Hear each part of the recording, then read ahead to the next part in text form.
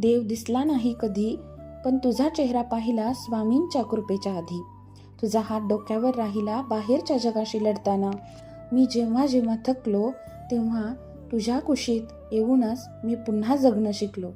स्वतःची स्वप्न उन्हात जाळून तू आम्हाला सावली दिलीस. आमच्या सुखाच्या कणाकणासाठी तू उभं आयुष्य झिजलीस.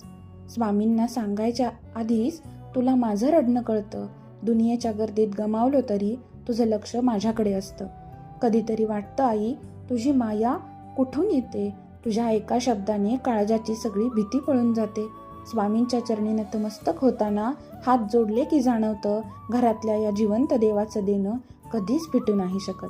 आज स्वामींकडे एकच हट्ट आहे आई, तुझ्या डोळ्यातलं कधीच पाण्याचा थेंब नसावा.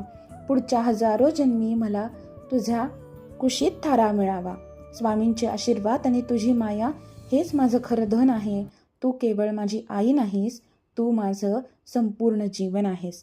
तू केवळ माझी आई नाहीस, तू माझं संपूर्ण जीवन आहेस.